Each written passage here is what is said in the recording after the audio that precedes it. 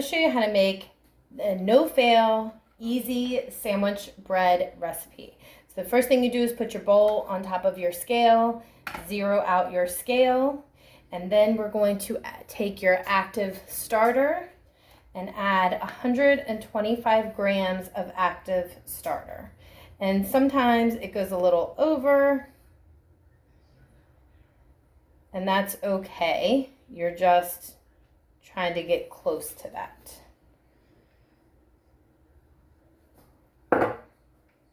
You're going to zero out your scale, and you're going to add 12 grams of extra virgin olive oil. I'm using one that is a little flavored. And 12 grams of honey. You can use sugar if you don't prefer honey. Then zero out your scale again. Now you're going to take warm water and 325 grams of warm water. Then zero out your scale.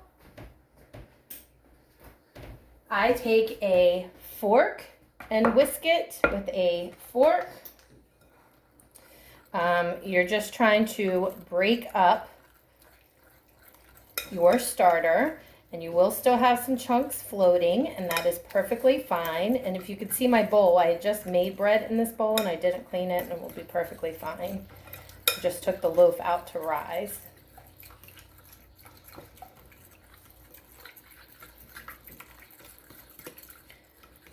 You have that mixed in.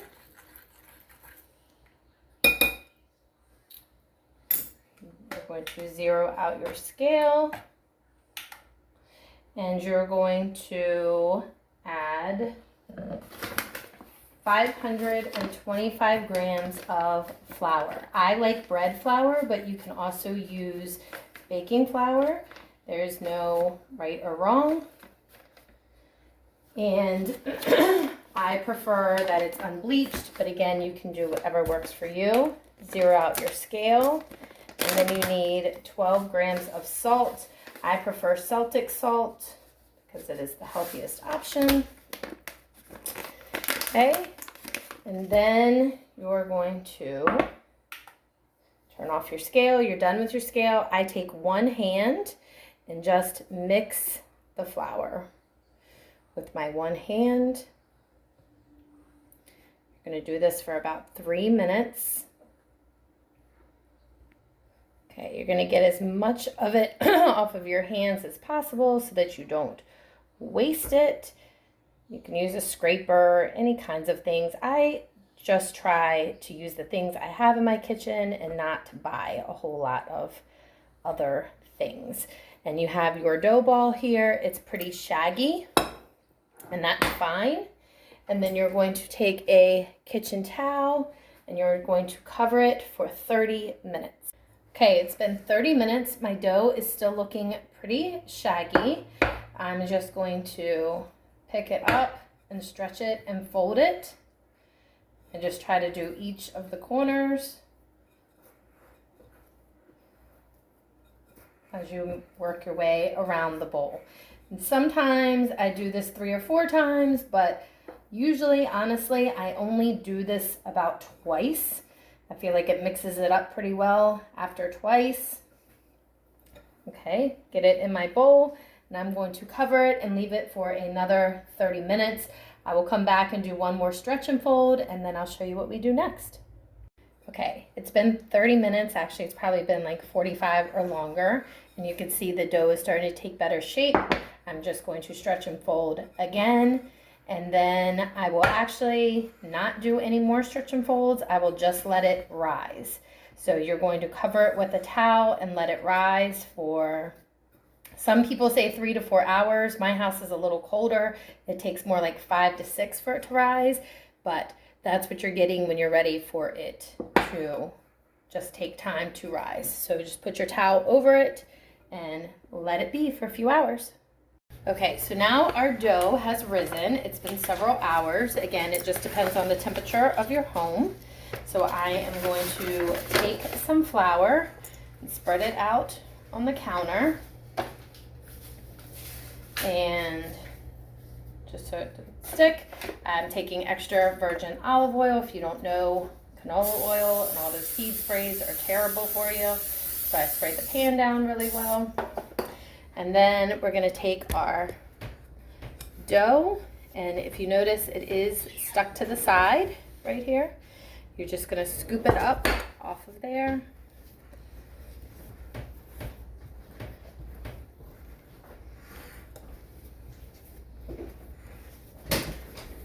You wanna really get the sides, get everything out of there so that you're not wasteful. And then you're going to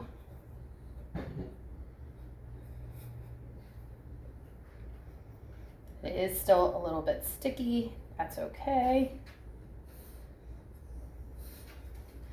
Okay. Now you're going to smooth it out into a rectangle. I just do this with my hands. It doesn't have to be perfect. It's not a big deal.